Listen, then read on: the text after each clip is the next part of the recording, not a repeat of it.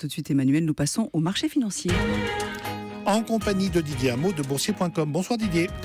Bonsoir Emmanuel. Alors ce lundi, Wall Street est resté fermé, c'était le President Day je crois, mais le dollar monte quand même et le pétrole aussi d'ailleurs. Oui, il se passe quand même quelque chose sur les marchés internationaux. Le dollar et le pétrole confirment leur remontée de la fin de semaine dernière à plus de $30 sur le baril WTI.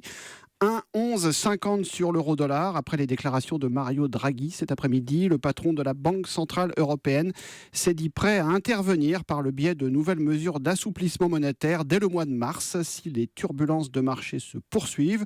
De quoi faire reculer l'euro, donc ce soir, 1,1150 entre banques, dans une ambiance toujours fébrile sur les marchés. On va reparler de ces turbulences dans un instant avec Philippe de Sertine. À Paris, la bourse a repris de la hauteur, plus de 3% pour le CAC. 3,01% exactement, 4115 points sur le CAC 40. La tendance a été soutenue par le sursaut des marchés en Asie ce matin, en particulier avec un rebond de plus de 7% à la bourse de Tokyo, après une chute de plus de 11% la semaine dernière.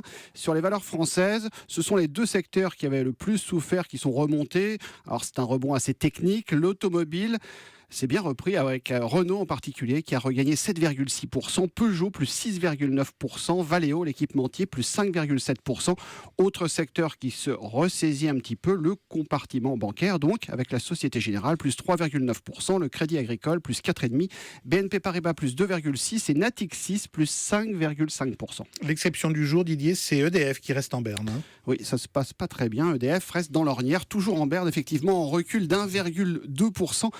10,30 € seulement. Le groupe EDF reste plombé par ses dépenses dans le nucléaire et doit annoncer ses comptes 2015 demain matin, qui sont attendus avec une certaine appréhension par la bourse de Paris. Coface aussi reste en repli d'1,9% après son récent avertissement. On a sinon ailleurs d'autres places financières qui remontent, comme le DAX à Francfort, plus 2,7%, Bruxelles plus 3%, Madrid plus 3,2% avec Milan. Londres remonte de 2%. On rappelle le CAC 40 en rebond de 3,01%, 4115 points. Et nous étions avec Didier Hameau.